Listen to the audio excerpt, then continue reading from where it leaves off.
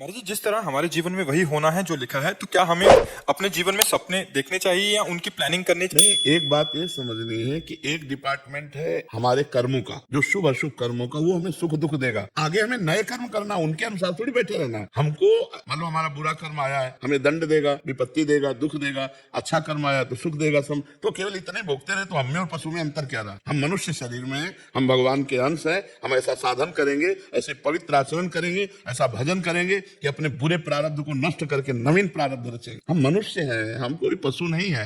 हम भगवान के अंश हैं कि जो हमारे भाग्य में लिखा हुआ हम भोगते रहेंगे। नए हम भाग्य को मिटाएंगे और नया भाग्य रचेंगे। इसलिए हमें मानव शरीर मिला है। भजन करके अगर नया भाग्य रचा न जाता तो भगवान की प्राप्ति किसी के भाग्य में नहीं लिखी है। भगवान की प्राप्ति नहीं लिखी, ये भजन से किया जाता है। तो खूब नाम जप कीजिए और भगवान का आदेश पालन कीजिए। परोपकार से बढ़ करके कोई साधना नहीं। परहित सरिस धर्म नहीं भाई। आपके नजदीक कोई भी दुख से युक्त हो रहा हो, वाणी के द्वारा, अपने शरीर के द्वारा, अपने कमाए हुए धन के द्वारा हम किसी का हित कर दे और नाम जप करें तो हमारा प्रारब्ध बदल जाए, हमारे दुख मिट जाएंगे। सबको चाहिए सुख, पर आचरण ऐसे किए जाते हैं जिनका परिणाम दुख मिलता है। हम दूसरे को दुखी करके, शोषण करके अगर हम अपना सुख चाहेंगे कभी नहीं मिल पाएगा। हम दूसरे से घूस लेकर के, अधर्म आचरण करके हम अपना सुख चाहेंगे, कभी सुख नहीं मिल पाएगा जब तक हम दूसरों को सुख देने की भावना नहीं करेंगे। जहां हम दूसरे को तुम आनंदित रहो, वो पलट के आ गया, हमको आनंदित कर दिया। और जहां हमने ये सोचा कि तू सड़ेगा, तो वो पलट के आ गया, और वो कब सड़ेगा, लेकिन हम अभी सड़ने लगे, जलने लगे,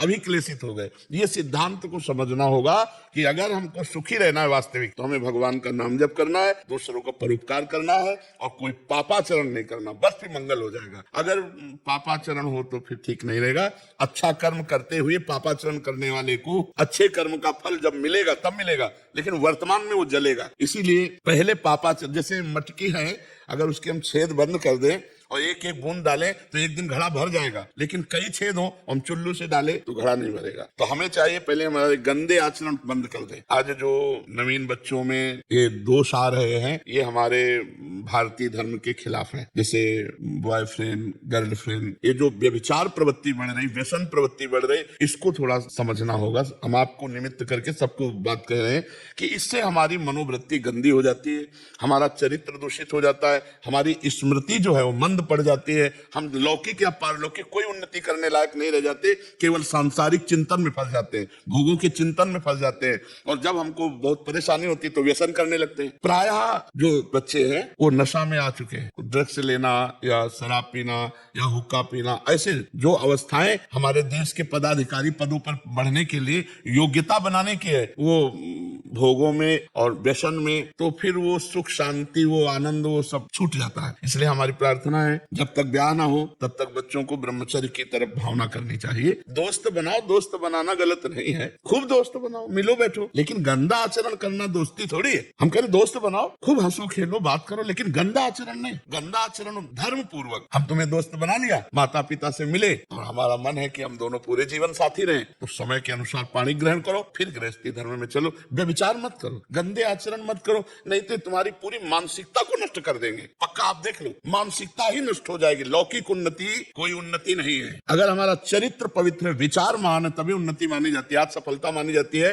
धन की, सफलता मानी जाती है लौकिक उन्नति की। उसके लिए हम कई बार कह चुके हैं कि एक हमें सिद्धांत अंग्रेजी से सुनाया गया था कि धन नष्ट हुआ तो कुछ नष्ट नहीं हुआ, स्वास्थ्य नष्ट हुआ तो कुछ नष्ट हुआ, और अगर चरित्र नष्ट हो गया तो सब कुछ नष्ट हो गया। Wealth is lost, nothing is lost. If health is lost, something is lost. If character is lost, everything is lost. अब इसका उल्टा हो रहा है। मतलब धन के लिए हम चरित्र को, हमारा उन्नति हो जाएगी, प्रमोशन, चरित्र नहीं भाई। चरित्र हमारे देश में पूजा जाता है, चरित्र की महिमा है, और बिना चरित्र के शुद्ध हुए हृदय में शीतलता नहीं हो सकती, आनंद नहीं हो सकता। पक्का समझो, जब तक भगवान से नहीं जुड़ोगे, धर्म से नहीं जुड़ोगे, तुम्हारा चरित्र नहीं सुधरेगा, तब तक तुम खुश नहीं रह सकते। कामनाएं बढ़ती जाएंगी, विविध प्रकार की वासनाएं बढ़ती चली जाएंगी, एक कामना की पूर्ति में दो कामनाएं जागृत होती जाएंगी। इसलिए हम भगवान का आश्रय लें, नाम जप करें और अपने कुभाग्य को सद्भाग्य में बदलें, दुर्भाग्य को सद्भाग्य में बदलें। इसीलिए मनुष्य जन्म मिला। पशुओं की तरह केवल हम दुर्भाग्य भोगते रहे, सड़ते रहे, इसलिए नहीं मिला। हमें नया भाग्य बनाना है। हमारा पूर्व का पाप आया है, हमको परास्त करना चाहता है, लेकिन हम नहीं परास्त होंगे। हम नए भाग्य का निर्माण करेंगे, हम नए समाज का निर्माण करेंगे। हमको जोशीला होना है, हमको हारना नहीं है। आएगी हार आएगी, लेकिन वो हमारे गले में हार बन के शोभा देगी, हमको परास्त नहीं करेगी, कि वो भगवान के अंश है और भगवान का स्मरण करते हैं, ये बात ध्यान रखो,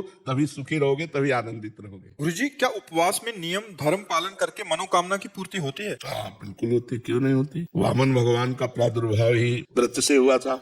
हाँ, पयोव्रत से हुआ था। तो व्रतों से कुछ भी प्राप्त किया जा सकता है। हमारे शास्त्रों में बहुत से व्रतों का है, पुंसवन व्रत, पयोव्रत, हाँ, एकादशी व्रत, बहुत से व्रत है जिन व्रतों का पालन करने से अपनी कामनाएं पूर्ति हो, लेकिन उसी नियम पद्धति से। अगर नियम पद्धति में त्रुटि हो गई तो परिणाम में त्रुटि हो सकती है, अन्यथा बिल्कुल विशुद्ध है। त्वष्टा मुनि का हाँ, वृत्तासुर में, हाँ उसमें, और इसमें भी मरुत गणों के अवतार में भी आता है पुंसवन। हाँ, पुंसवन व्रत में त्रुटि हो गई तो देवराजेंद्र ने 49 गर्भ के रूप कर दिए, और सब के सब चूंकि वो सब भगवत स्वरूप तेज में महाराज कश्यप जी का और इनका व्रत, तो सब अमृत में थे, तो इसीलिए 49 में उनको मित्र बना लिया, अपने पक्ष में कर लिया।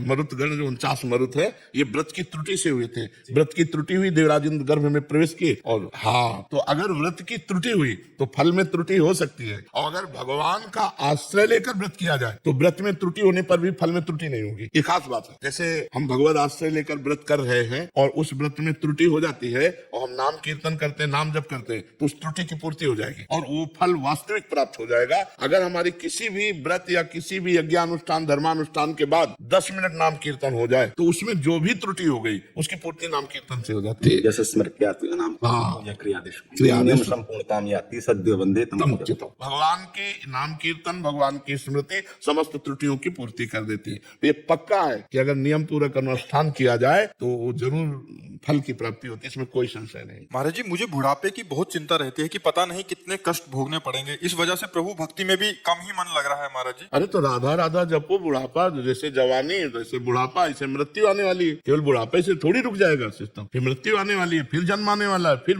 तो इसी क्रम को काटने के लिए तो हमें मानव देह मिला है। अब हम बुढ़ापे की चिंता न करें, प्रभु का चिंतन करें। जो तुम्हें नाम प्रिय नाम जप करो, तुम थोड़ी बुढ़ापे में हो। शरीर बुढ़ापे में, शरीर तो चला ही जाएगा, आज नहीं तो कल जाएगा, पक्का चला जाएगा। जवान का नहीं चला जाता क्या? 1 मिनट में जहाँ आयु पूरी हुई, चाहे एक्सीडेंट हो जाए या दिल फेल हो जाए, कोई न कोई कारण बन जाता है। इसका नाम मृत्यु लोक है। हिंदी में बोले तो मैं तो काल का कसाई वाला, काल का कसाई चाहे जितना हरी हरी घास चल रहे हो, गड़ासा भी तैयार हो रहा है। पक्की बात समझ लो, न यहाँ कोई मित्र है, न यहाँ कोई शत्रु है, न कोई अपना है, न पराया है। एक ही जगन नाटक वैभव परमात्मा नाटक कर रहा है, उसी को जान लो, उसी को स्वरूप में हो जाओ तो बस मुक्त है। नहीं तो एक भय, बुढ़ापे के बाद मृत्यु का भय, और मृत्यु के बाद फिर पुनरपि जननम पुनरपि मरणम पुनरपि जननी जठरे से। इसी चक्र को रोकने के लिए साधन धाम मोक्ष कर द्वारा, पाई न जे परलोक समारा, सो परत्र दुख पावई, सिर धुनि धुनि पछताए, काले कर्म ईश्वर मिथ्या दोष लगाए। कोई भय का विषय नहीं होता अगर भगवान से चित्त जुड़ जाए। केवल बातें बनाने थोड़ी तो मैं स्थूल नहीं, मैं सूक्ष्म नहीं, मैं कारण नहीं, मैं ब्रह्म, केवल बातें बनाने थोड़ी, उसका अनुभव किया जाता है। अब जैसे पूरे संसार में समय काट दिया, अब डर लग रहा है। एक सज्जन आए थे, यहाँ बैठे थे, उन्होंने कहा था हर वस्तु हमारे पास है, हर वस्तु। कोई बड़े अधिकारी थे, पदाधिकारी सब, पर मुझे एक डर लग रहा है कि सब छूटेगा, मैं मरूंगा, इसका क्या उपाय है? उनका अभी चांस है, राम राम कृष्ण कृष्ण हरि हरि, राधा राधा भज लो, प्रभु का सुमिरन कर लो। अपने पुत्र के बहाने नारायण बुलाया तो भगवान के पार्षद आ गए और निर्भय पद प्रदान किया। और तुम जानकर नारायण बोलोगे, हरि बोलोगे, कृष्ण बोलोगे, शिव बोलोगे, तुम्हारा कल्याण नहीं हो जाएगा। हमका भगवान से बिना जुड़े परम लाभ नहीं मिलता। तो इसलिए हमारी प्रार्थना है कि बुढ़ापे का चिंतन मत करो, तो जाएगा, नाशवान शरीर है, भगवान का नाम जप कर लो। यही कलिकाल मलायतन मन कर देख विचार, श्री रघुनाथ नाम बिना ही नान आधार। भगवान के नाम के बिना मंगल होने वाला नहीं, खूब नाम जप करो। हाँ, उनके अनंत नाम है, जो नाम तुम्हें प्रिय हो या गुरुदेव ने दिया हो वो खूब नाम जप करो। समझ रहे भैया? हाँ, डरो मत कि हमें शरीर को कष्ट भोगने पड़ेंगे, पता नहीं, अब बिना कष्ट भोगे चली जाओ। ऐसा भी तो हो सकता है कि राम नाम जप रहे, कृष्ण कृष्ण जप रहे, दिल फेल हुआ, चले गए। 1 मिनट नहीं लगता, कभी कभी किसी को देखो ना, ऐसे हुए वो चले गए। तो हमको आगे की बात सोच के डरना नहीं, हमें वर्तमान के सेकंड को नाम में लगाना है। एक भी क्षण हम भगवान का विस्मरण न करें तो निर्भय निश्चिंत निष्ठोक हो जाओगे। पर भजन के बिना तो सब बेकार है, भजन के बिना तो हमें कुछ अच्छा नहीं लगता कि कोई भी निश्चिंत निशोक नहीं हो सकता। चिंता, शोक, भय, उद्विग्नता, विषाद, ये उसके जीवन में बने रहेंगे जब तक भजन नहीं करेगा। एक आई थी, यहाँ बैठी थी, वो कहती थी सब सुख है हमारे पास बड़ी, पर मैं खुश नहीं हूँ। हमें बहुत अच्छा लगा, बहुत अच्छा लगा। हम कहा हमारे शास्त्र जैसा कहते हैं वो प्रमाण आप दे रहे हो, आप खुश नहीं हो क्योंकि एक भगवान को तुमने स्वीकार, एक भगवान को केवल स्वीकार न करने का सब कुछ होने पर भी कुछ नहीं है आपके पास। नहीं रूप जाएगा आपके साथ, न वैभव जाएगा। इसलिए अंतरात्मा खुश नहीं, वो तभी खुश होगी जब भगवान को अपना मान लो, जो है हमारे उनको मान लो, उनका भजन करो। तब लग कुशल न जीव को सपने हो मन विश्राम, जब लग भजत न राम को शोक धाम तक। तो यही तो दुखों को मिटाने के लिए हमारा मानव जीवन हुआ था। अब वो गृहस्थी संसार के राग में भगवान को भूल गए। अब जब आगे भय दिखाई दे रहा है तो हमें चिंता लग रही। महात्मा बुद्ध जी को वैराग्य इसी बातों से तो हुआ था कि इतना कष्ट होता है माँ को बालक जन्म होने में, फिर इतनी वृद्धावस्था में कष्ट, फिर ये मृत्यु सही, तो इससे बचा कैसे जाए। सब छोड़ करके यह आसने सुष्यत में शरीर, मतलब इसी आसन पर शरीर सूख जाए, हड्डियां टूट जाए, मांस गलित हो जाए, लेकिन जब तक ब्रह्म बोध नहीं होगा तब तक मैं आसन से नहीं उठूं। उसे बोध वृक्ष कहते जाओ। महात्मा बुद्ध ने हट करके और भगवान का अनुभव किया, ब्रह्म का। यद्यपि वो ब्रह्म स्वरूप ही है, हमारे शास्त्रों में तो भगवान का अवतार कहा गया है, महात्मा बुद्ध जी को अवतार कहा गया। इसके बाद ही कल की अवतार की चर्चा आती है। इसलिए खूब नाम जप करो, भगवत चिंतन करो। ये मत डरो कि मरना है, शरीर छूटना है, बुढ़ापा है, कष्ट है। ये स्वप्न है, जो सपने सिर काटे कोई, बिन जागे दुख दूर न होई। भजन करके जग जाओ विवेक के द्वारा, ज्ञान के द्वारा, कुछ नहीं है। जैसे पुरानी पोशाक उतारने में कोई तकलीफ नहीं होती जिसके पास नई पोशाक की व्यवस्था होती है। तो यदि हम भगवान की प्राप्ति की योग्यता प्राप्त कर ले तो फिर इस शरीर से कोई संबंध नहीं रह जाता। जैसे सांप को अपनी पुरानी केचुल पर कोई प्रियता नहीं होती, ऐसे भगवत प्राप्त महात्मा, चाहे स्त्री हो चाहे पुरुष, उसको शरीर प्रियता नहीं होती। शरीर के दुख सुख आते हैं, अब जैसे पिटाई हो या कष्ट ऐसे होगा, पर उसको इस बात की व्यथा नहीं होगी। उसका भोग है, भोग रहा है, हमें डरना नहीं है। भगवान का अगर आश्रय लियो तो कोई न कोई रूप रख के, अगर कोई बुढ़ापे में तुम्हारे पास नहीं तो भगवान आ जाएंगे। माधवदास बाबा जगन्नाथपुरी में वो संग्रहणी रोग हुआ, बार बार सोच, तो मूर्छित हो गए। बहुत सी सोच होने पर फिर शरीर की सामर्थ्य नहीं रहती। तो आंख खोल के देखा तो सुगंध, मल में तो दुर्गंध आनी चाहिए, और देखा कि एक नौ किशोर पीताम्बर बांधे हुए समुद्र से लंगोटी धोकर के ऐसे फैला रहे। तो पीठ दिखाई दी तो उनका, लाला कौन हो आप? तो जो ही मुड़े, प्रभु। तो कहा प्रभु आप, और वो भी मल भरी लंगोटी धो रहे। तो उनका, बाबा तुम्हारा और कोई है क्या? बोले प्रभु आपकी सेवा। तो बोले जिनका कोई नहीं होता उनकी हम ही स्वयं सेवा। भगवान के अनंत पार्षद है, लेकिन स्वयं भगवान अपने भक्तों की सेवा की। विचार करो, जहाँ अर्जुन की पादुकाएं हैं वहां भगवान बैठे। रथी की पादुका के पास सारथी का स्थान होता है, और है कौन? ध्येयम सदा परिभवग्नम अभीष्ट दोहम तीर्थास्पदम से विरंचनतम शरण्य। तो इसलिए हमें लगता है कि भजन किया जाए तो समस्त शोकों का नाश हो जाएगा, समस्त भयों का नाश हो जाएगा, एक आनंद रहेगा। अब मृत्यु से डर लगता है इसलिए क्योंकि हमने यहाँ जो जो प्रियता फैला रखी है, मृत्यु सबका हरण कर लेगी, कुछ प्रियता नहीं रहने देगी। और अगर हमने सबकी प्रियता, सबकी ममता ताग बटोरी, मम पद मन बानी बरडोरी पहले ही कर लिया है तो हमारी अटैची तैयार, चलने में कोई परेशानी। और जाना कहाँ ये भी हमें पता है, अपने प्रभु के पास जाना है, क्योंकि जीवन प्रभु को अर्पित किए। तो प्रभु, अब यहाँ प्रभु से हम अगर संबंध नहीं बनाया, भाव संबंध नहीं जोड़ा, और यहाँ भाव संबंध जोड़े हुए, अब जाने में परेशानी होगी। मेरा मकान छूट जाएगा, बैंक बैलेंस छूट जाएगा, इतने प्यारे प्यारे परिवार के सदस्य छूट जाए, वो मृत्यु के भय से कांप उठता है। और जिसने अपना प्यार प्रभु को समर्पित किया है, तो भाई यहाँ काम के लिए भेजे गए थे सरकारी आदमी, हम तो सरकारी आदमी, हम तो श्री भगवान के हैं, भेजे गए थे, अपना काम किया, चल दिया, कोई भय नहीं रहता। जैसे ऐसा कोई भय थोड़ी है कि मृत्यु हो जाएगी, किडनी फेल है, अब बड़ा कुछ नहीं। इसका तो जब चर्चा में लाते हैं तो चिंतन होता नहीं, इसका चिंतन भी नहीं होता। पीड़ा हो रही, एक अभ्यास बन गया, पीड़ा का एक अभ्यास बन गया। पीड़ा बहुत कृपा से मिलती है, पीड़ा से डर लगता होगा, और हम बलिहारी मानते हैं जो भगवान ने हमको पीड़ा दी, क्योंकि ये पीड़ा हर समय भगवान की याद में रख, प्रमाद नहीं होने देती, भोगों की तरफ आकर्षण नहीं होने देती। मरना है, किडनी फेल है, राधा राधा,